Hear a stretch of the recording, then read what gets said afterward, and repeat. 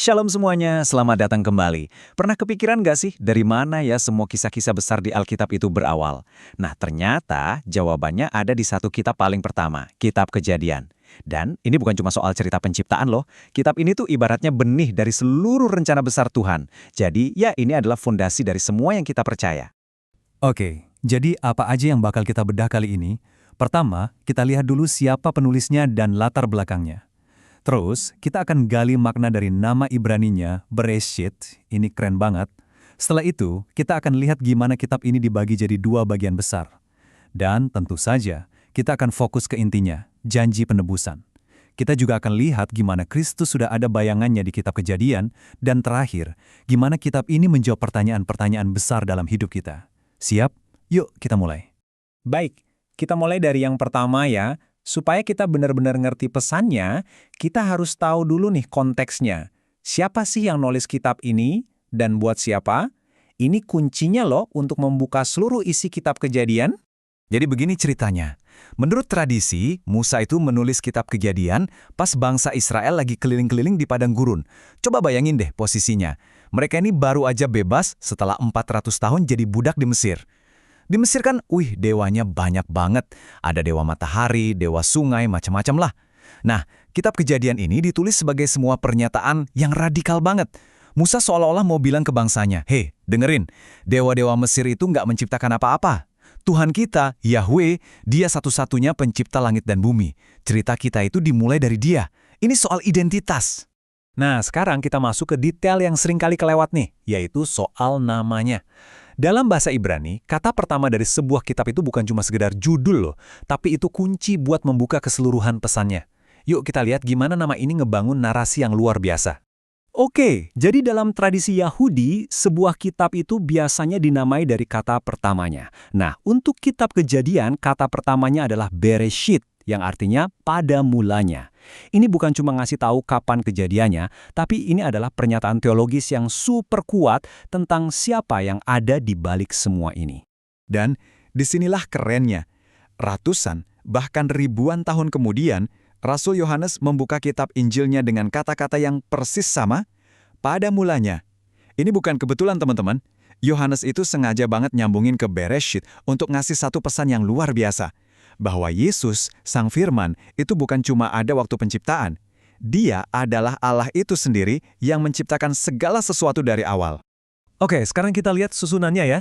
Kitab Kejadian itu ternyata bukan sekumpulan cerita acak loh. Strukturnya itu brilian banget, rapih. Intinya, ada satu narasi besar yang dibagi jadi dua bagian. Cerita tentang gimana dunia ini jadi rusak, dan gimana Tuhan memulai rencananya untuk memperbaiki semuanya. Nah, bisa kita lihat ya, di 11 pasal pertama kita punya 4 kejadian besar, penciptaan, kejatuhan manusia dalam dosa, air bah zaman Nuh, dan menara Babel. Bagian ini tuh intinya ngejelasin masalahnya, gimana dosa dan pemberontakan bikin dunia jadi berantakan. Terus, mulai pasal 12 sampai akhir, ceritanya bergeser. Tuhan mulai menjalankan rencana pemulihannya lewat 4 orang penting, Abraham, Ishak, Yakub, dan Yusuf. Jadi jelas banget polanya kan, masalahnya lalu awal dari solusinya. Sekarang kita sampai ke jantungnya kitab Kejadian. Kalau ada satu tema yang jadi benang merah dari awal sampai akhir, inilah dia, janji penebusan. Inilah yang mengikat cerita penciptaan, kejatuhan manusia, sampai kisah bapa-bapa leluhur jadi satu kesatuan yang utuh. Coba kita perhatikan baik-baik ayat ini. Ayat ini sering disebut proto-evangelium, atau bisa dibilang Injil yang paling pertama. Coba bayangkan, di momen paling gelap dalam sejarah manusia, pas banget setelah mereka jatuh dalam dosa, di tengah-tengah semua kutukan, Tuhan justru menyelipkan sebuah janji, sebuah harapan. Dia bilang, nanti akan datang seorang keturunan yang akan menghancurkan kepala si ular. Nah, dari sinilah seluruh cerita penebusan di Alkitab itu dimulai. Sebuah janji kemenangan Kristus atas iblis. Dan janji penebusan ini nggak sendirian. Kita juga lihat idenya di konsep Imago Dei, bahwa kita diciptakan segambar dengan Allah.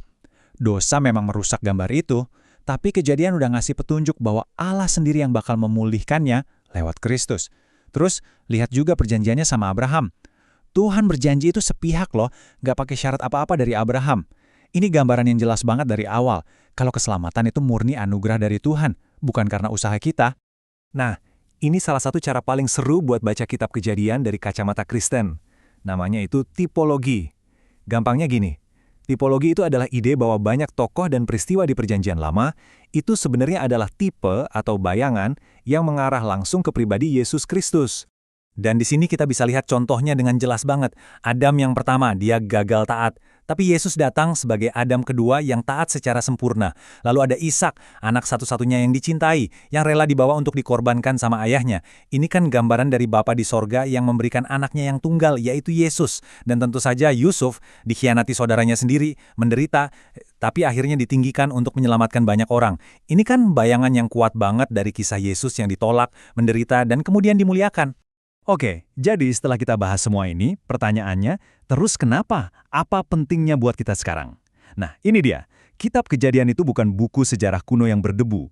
Kitab ini ngasih kita kerangka untuk ngertiin dunia kita dan menjawab pertanyaan-pertanyaan paling dalam yang sering kita tanyakan.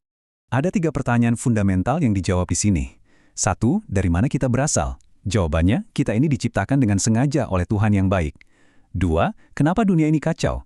Jawabannya, karena pemberontakan kita sendiri melawan pencipta kita. Dan yang paling penting, pertanyaan ketiga, apa solusinya? Kitab Kejadian udah ngasih jawabannya dari awal banget. Solusinya adalah janji dari Tuhan sendiri, janji akan datangnya seorang penebus yang akan membereskan semua yang sudah rusak. Ikuti, komen, dan share video ini agar semakin banyak orang yang terberkati. Ikuti terus video SPJ_Alkitab. Tuhan Yesus memberkati.